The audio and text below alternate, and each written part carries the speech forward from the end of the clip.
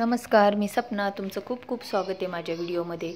तर इथं dress cutting चालू आहे. तर माझी मुलगी ड्रेस शिवणार आहे. तर शालूचा ड्रेस शिवणार आहे, त्यासाठी कटिंग करत आहे. ड्रेस शिवायचं म्हटलं की आधी अस्तरचं कटिंग करून घ्यायला लागतं आणि मग जे मेन कापड आहे आपलं त्याचं कटिंग करायला लागतं.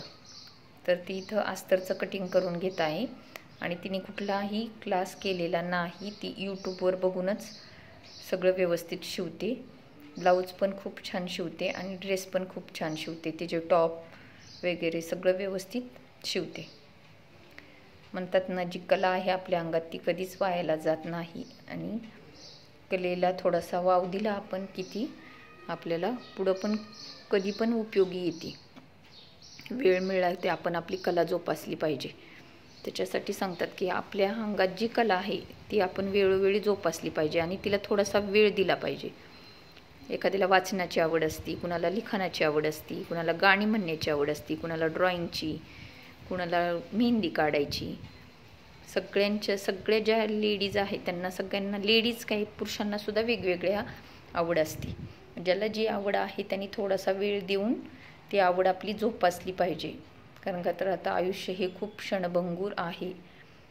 किड्यामुंगीसारखं झालेलं आहे आपलं जीवन. कधी काय होईल त्याचा काहीच नियम नाही आहे. त्यामुळे जे आयुष्य मिळते ते व्यवस्थित छान स्वच्छंद जगलं पाहिजे.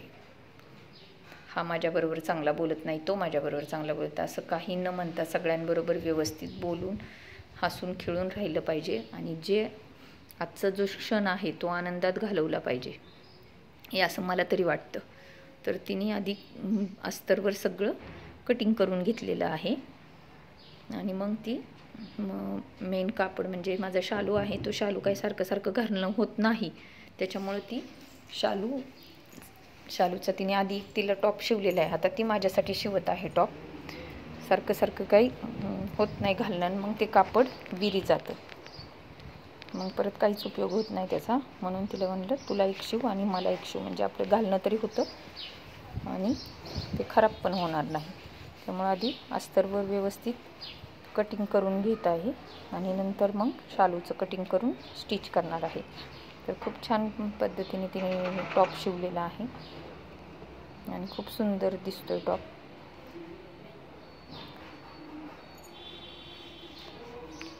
हे बघा, आता शालूचं 2 भाग केलेले आहेत, त्याच्यावर कटिंग करून घेत आहे. एक पुढची बाजू काढायची. ड्रेस शिवायला खूप सोपा आहे, काही अवघड नाही आहे. व्यवस्थित जर मोबाईलमध्ये बघूनसुद्धा आपण पूर्ण ड्रेस टॉप शिवू शकतो, पूर्ण ड्रेससुद्धा शिवू शकतो. आणि तिने माझी पूर्ण ड्रेस पण 2-3 ड्रेस पण शिवलेले आहेत. ते पण तिला पॅन्ट आणि वरचा टॉप ते पण येतं शिवायला. ते पण ती मोबाईलमध्ये बघूनच व्यवस्थित शिवती. आणि हे कटिंग व्यवस्थित करून घेतलं की मग शिवायला, स्टिच करायला काही अवघड जात नाही, व्यवस्थित स्टिच करून होतं.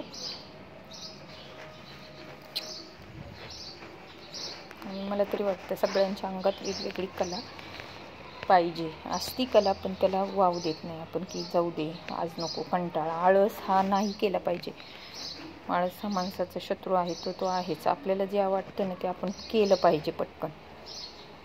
आवड आहे तर त्याला सवड काढलीच पाहिजे, तरच ती कला जोपासली जाते. नाहीतर उगीचच काही मला येतं हे, मला ते येतं, पण करायला काहीच नको वाटतं, की नको जाऊ दे, आज नको, उद्या करू, उद्या नको, परवा करू. ते रोज जर असं ढकललं आजवर उद्यावर तर त्याचा काहीच उपयोग होत नाही. बघा तुम्ही किती ड्रेस खूप छान शिवलेला आहे. शॉर्टच बाह्या केलेल्या आहेत पण खूप छान दिसतोय. आवडलं असलं तर लाईक करा. धन्यवाद.